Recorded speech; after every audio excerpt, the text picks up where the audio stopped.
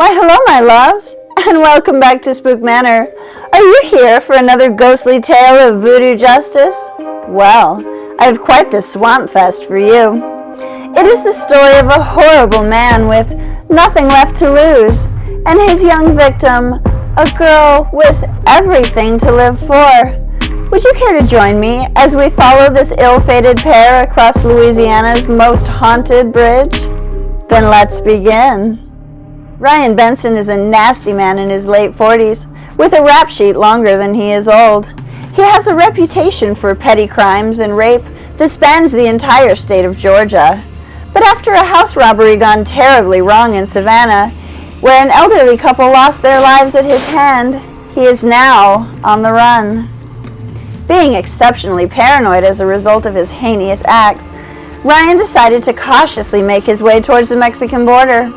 He refused to commit any crimes along the way, with the intention of keeping his whereabouts well hidden from authorities. He passed quickly into Louisiana, slipping from state to state unnoticed. But when he reached Lafayette, and a police vehicle pulled up behind him on Interstate 10, he changed directions and ended up on Highway 90, leaving the unaware officer in his dust. The reality is that Ryan was never being pursued by the officer. The truth is that the fear of being caught is haunting his mind, and the paranoia is torturing his every move. Yet his perceived grandiose evasion of the officer gave him an unexpected rush, and he began a frenzied search for some kind of protection. Along the outskirts of Brassard, he came upon an ideal solution. A beautiful young girl of about 13 was standing beside her bike next to the roadside with a flat tire. There wasn't much space for him to pull off, but he didn't care. The houses of the subdivision were far enough apart that he could snatch her up in a hurry, and no one would notice. She would be the perfect shield.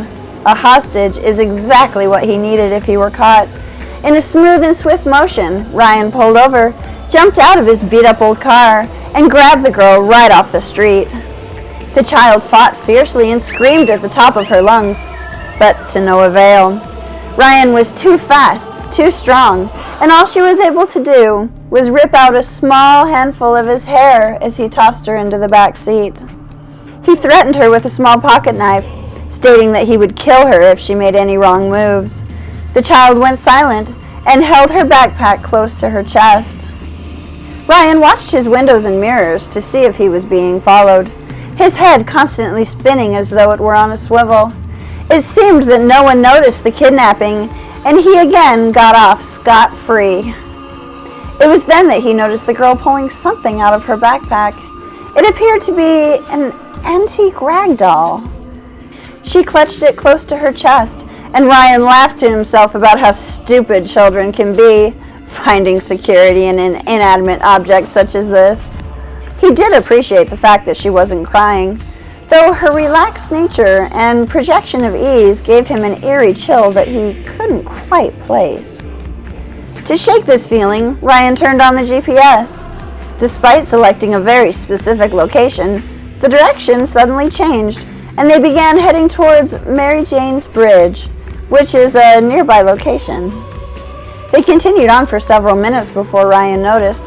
Promptly, he changed directions a second time, and after several more minutes had passed, the GPS rerouted once more, back to the same Mary Jane's Bridge.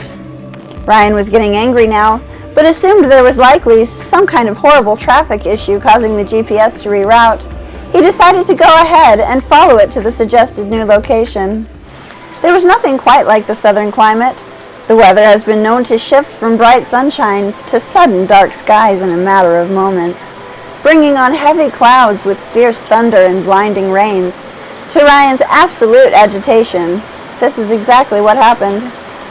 As they neared the map's location, the sky turned dark gray and then black, with swirls of pink and green which threatened of tornadoes.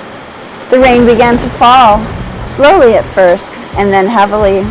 The pressure change in the air from the storm was oppressive and weighed terribly on Ryan's already overly stressed heart. The drops were so loud that Ryan could hardly hear himself speak as he talked angrily to himself out loud. All the while, the child in the back seat remained completely silent. A throbbing pain began to pound in Ryan's head and neck while he continued to drive intensely. He could hardly see the road in front of him, and his headlights didn't help. It appeared that they had moved from a small, scattered subdivision into a remote, swampy woodland. Squinting with all his might to see through the wall of rain, he was trying desperately to stay on the road with careful precision. He rounded a curve and ended up on a small bridge. As though appearing out of nowhere, suddenly there was a woman in a long white prom dress standing in the middle of the roadway. This took Ryan by surprise. He slammed on the brakes with all his might, which caused him to slide halfway across the bridge in a panic. There's no way the woman standing in the road survived the impact. Ryan hit her head on, and he knew it. Just as suddenly as the rain had started, it slowed to a soft drizzle, and in shock, Ryan got out of the vehicle to see the damage. The rumbling sky was still nearly dark as night, and the wind had almost completely stopped. There was an eerie stillness that came over the marsh as Ryan got out and checked for the woman, but she was gone. The only sound that could be heard came from the flooded river below, and a crow that cawed ominously at him from the treetops. He could see it peering at him, accusingly from above.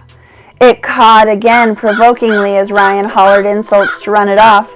Still, it stared at him with knowing eyes, causing shivers to run down his spine despite the overwhelmingly oppressive, humid southern heat. It was then that Ryan heard the car door slam, and a form ran towards the marshy woodland away from him. The child was trying to escape, but Ryan was much faster. He grabbed the girl from behind and turned her around to beat her in the face as punishment, though the face he saw did not belong to the child. Rather, it was the woman in white, and her skin was rotting off of her skull as she screamed like a banshee.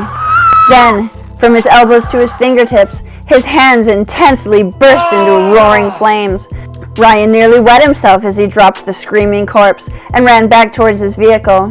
He stumbled along the ground to put the fire out, which had stopped as suddenly as it had started. Jumping in the driver's seat, he turned the ignition to no avail. His car would not start, and he became frantic.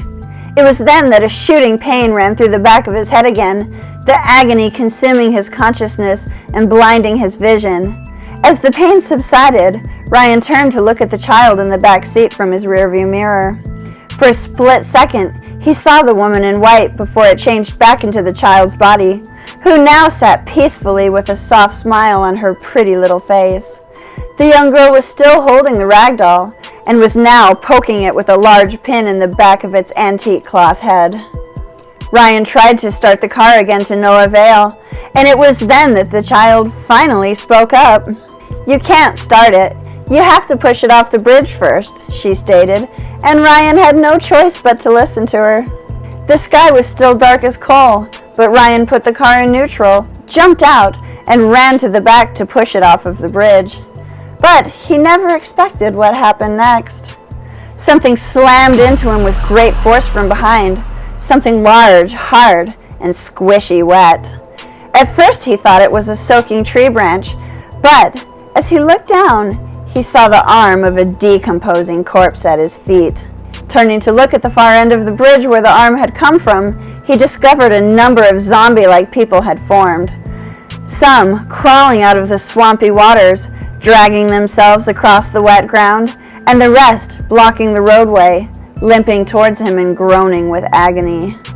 Ryan turned to run in the opposite direction, only to find the zombies had already filled the bridge at both ends.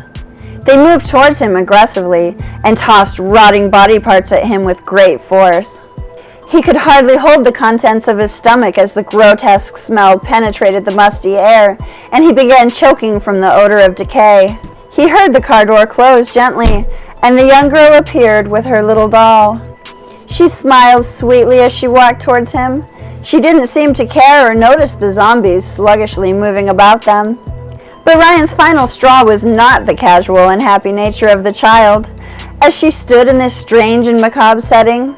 Rather, it was the sight of two zombies, who appeared as the elderly couple he had killed. His crimes had followed him, and his victims would have the last laugh. The child held up the old doll, which was now drizzled with bright red drops of blood and topped with a handful of Ryan's hair. Suddenly, she pierced the back of the doll with a crow feather, and Ryan began walking backwards in fear. It was then that he tripped over the edge of the bridge and plummeted towards the swampy, crocodile-infested waters below. But there was no splash to be heard, for you see, Ryan never hit the water. Rather, he took flight in transformation. Ryan had been turned into a crow. Suddenly, the dark clouds parted, and the zombies faded from existence. The child now stood alone on the bridge by Ryan's abandoned vehicle. Casually and quite out of place in this rural setting, a rather large Gothic hearse pulled up to where she stood.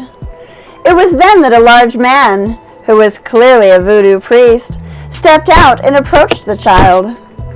"Hello, Father. How did you find me?" the girl asked softly with a gentle smile. "I just followed the crows like I always do when you are lost," he responded lovingly. With bright eyes, she looked up at her father and said, "I turned the man into a crow, just like you taught me. I also saw our great cousin, Mary Jane, the one who was killed by her boyfriend on prom night so long ago. This is where it happened, you know. She looked beautiful in her white dress," the child added proudly. It was then that the voodoo priest smiled, hugged his beautiful daughter warmly, and led her to the hearse. He took the child back to her beloved family, who have practiced their voodoo beliefs since the 1700s and brought their rites with them from Haiti during the time of slaves. With magic in their bloodline, the hearse was followed by a dancing funeral procession, a large black cloud made up of a murder of crows. So tell me, my loves, have you been to Louisiana's most haunted bridge? What would you do if our lovely Mary Jane was waving you down? Please comment down below and like and subscribe for more fictional stories that are often of actual urban legends and sometimes have historical reference. See you next week and have a good night.